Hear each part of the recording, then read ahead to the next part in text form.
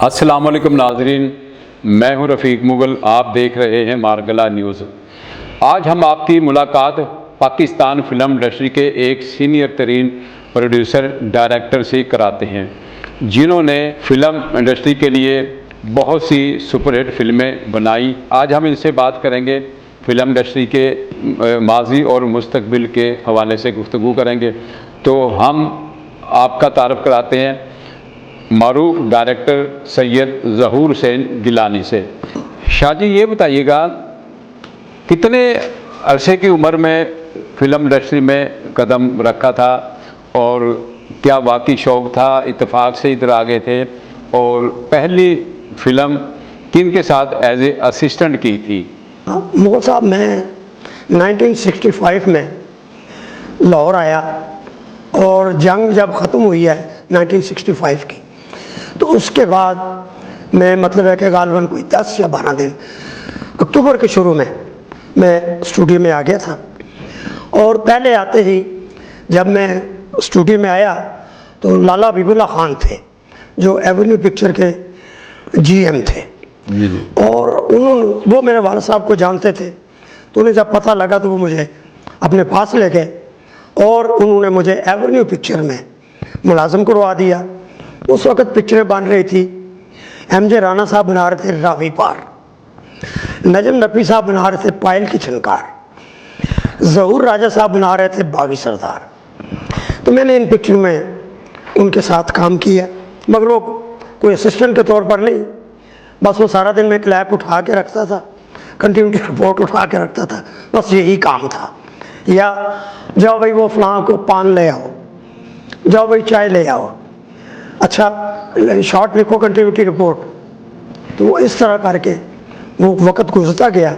तो उसी दौरान हमारी एक पिक्चर शुरू हुई, मलक अमीन साहब अल्लाह उनको जन्नत नसीब करे, उनकी पिक्चर थी पैदागीर।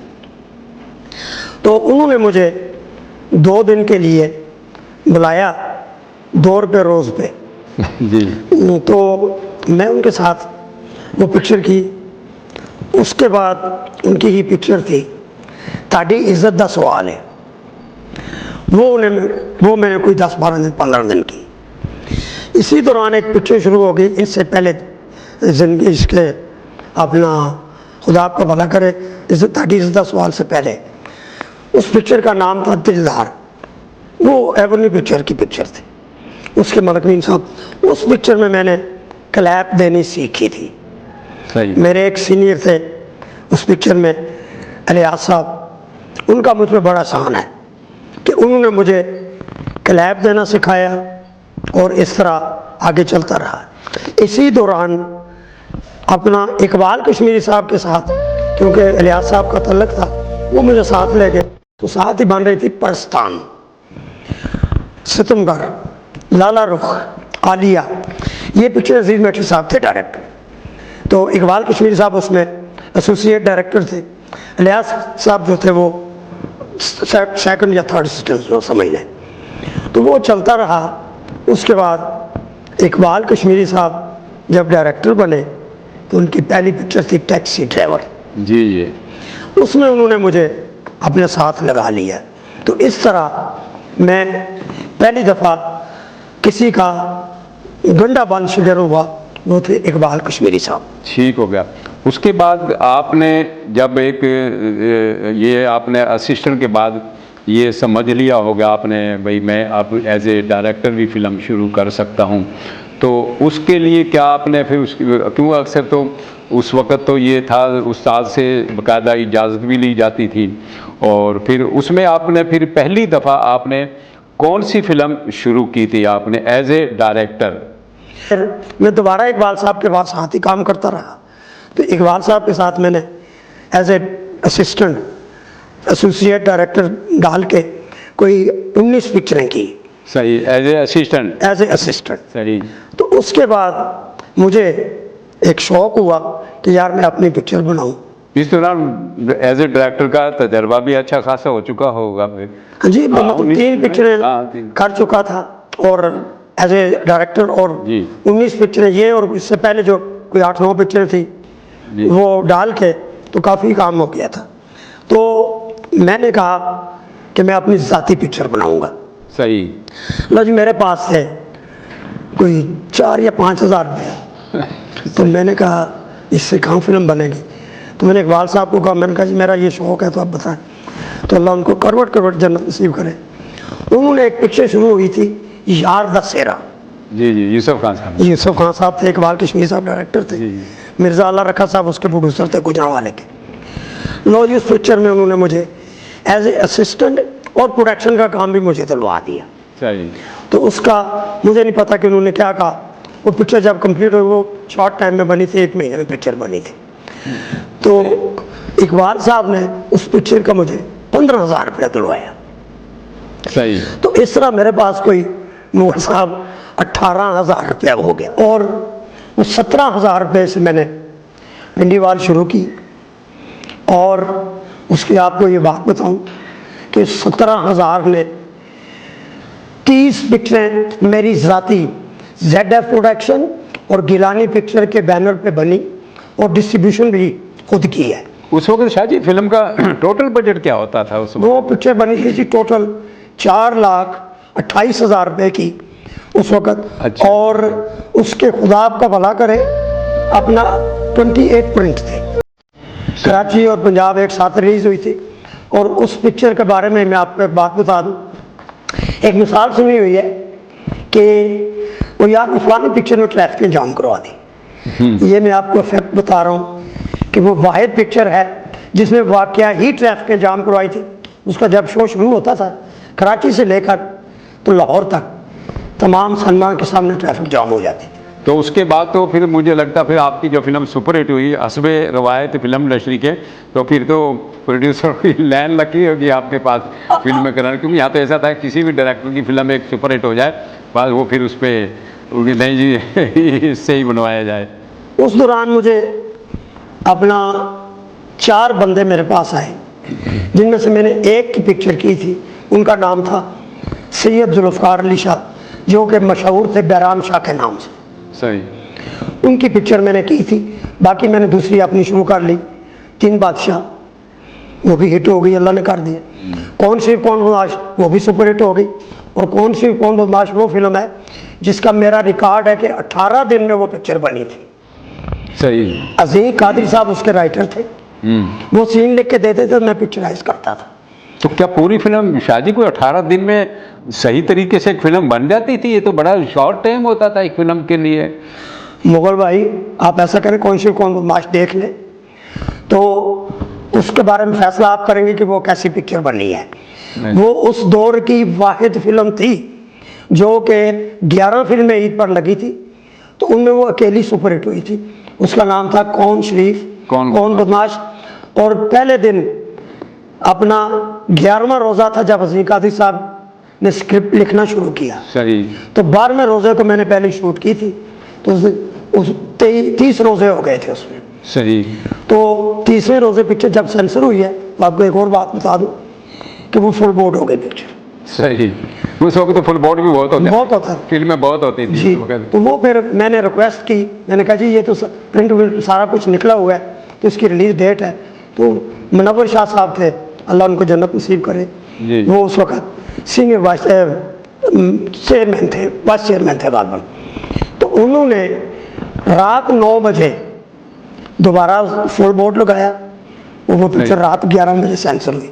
और आज तक वो पिक्चर चल रही है मुगल साहब, उसका सेंसर साथ नहीं लगा हुआ। सही है। सही है। तो अब तक फिल्म इंडस्ट्री में के दौर में आपने अभी तक जितना वक्त गुजारा, टोटल कितनी फिल्में आपने डायरेक्ट की हैं? मेरी एज ए प्रोड्यूसर अपना 29 पिक्चर है जी। Producer, director, distributor. सही। एज ए डायरेक्टर मेरी पंजाबी, उर्दू, पश्तो, नेपाली और बंगाली, ये 54 पिक्चरें हैं। और 55 जो है अभी मेरी इस वक्त कंप्लीट पिक्चर है, डार्लिंग तेरे लिए। सही जी। तो इनमें ऐसी चंद फिल्मों के नाम बताएं जो आपके जहन में हो, या जो आप समझते हो जो ये बड़ी काबिल तारीफ फिल्म है आपकी। 54 काफ़ी फिल्में, उनमें से कैसी कौन कौन सी ऐसी फिल्में जो आपकी क्रेडिट पे हैं? देखिए 4 का तो मैंने नाम ले लिया, पिंडीवाल, तीन बादशाह, कौन से कौन, करफी गार्डन। उसके बाद एक पिक्चर थी जिसका नाम था आखिरी कुर्बानी। जी। अगर आपके इल्म में हो, अलामा साहब का एक शेर था, मस्जिद तो बना दी शब भर में, ईमान की हरारत वालों ने, मन अपना पुराना पापी था, बरसों में नमाजी बन ना सका। इस शेर पे एक मस्जिद ये लुहारी में बनी हुई है एक रात में। सही। उसमें मैंने पिक्चर बनाई थी जिसका नाम था आखिरी कुर्बानी। और मुगल भाई एक सॉरी, और आपको एक बात बता दूं, दुनिया का वाहिद मैं बंदा हूँ जिसने पहली दफ़ा स्क्रीन पे अल्लाह तबारक व तआला के 99 नाम लाए थे। सही। उसके बाद फिर टीवी पे भी चलते रहे। सही, बिल्कुल। तो वो ये पिक्चर थी। उसके बाद जनाब हैबत खान, मोहम्मद अली साहब पंजाबी में, पहले उनकी एक पिक्चर बन चुकी थी मगर वो जो रिकॉर्ड है वो यही है, हैबत खान। सही। उसके बाद मेरी पिक्चर, ये जो आपने कहा कि इनको आप क्लासिक कह सकते हैं, सही। डिस्को डांसर, अंजुमन। उसके बाद है जी बादशाह। सही। उसके बाद है जी अपना ठग बदमाश। सही। उसके बाद है जनाब अताउल्लाह ईसा खिलवी साहब को लेके आया था मैं बबरा फिल्म में, गालिबन आपकी मेहरबानी से वो आए थे और आपने ही उनको मेरी फिल्म में काम के लिए आमादा किया था। सही। बबरा बाद की फिल्म थी वो, तो मेरा ख्याल है वो पहले जो ना ठग बदमाश जो थी ना, उसमें हमें जो गाने जी जी और जी उसके तौर पे मुतारफ जी, करवाया। वो थी। उसमें अर्ज कर रहा हूँ ना कि बादशाह के बाद थी अपना बदमाश था। जी। उसके बाद थी दिल लगी जिसमें अताउल्लाह साहब को हीरो लिया था। उसके बाद थी जिंदगी, जो कि अगर पाकिस्तान की 10 अच्छी फिल्में हैं तो उनमें जिंदगी एक फिल्म कहा जा सकता है।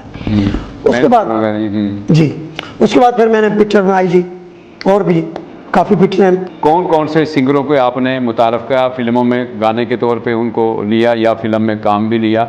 ये क्या इसका था वजह, या कोई बिजनेस के हवाले से था या मौजूदा वक्त के हवाले से, हाँ भी ये सिंगर बहुत हिट है, या कोई जैसे आरफ अलवारदी या इस तरह के बहुत से सिंगर आपने मुतारफ़ करवाए, तो इसकी क्या मकसद होता था? एक शौक़ होता था भी मैं इसको फिल्म में कास्ट करूँ क्रेडिट लेने के लिए, इस पर बताएं थोड़ा सा हमें।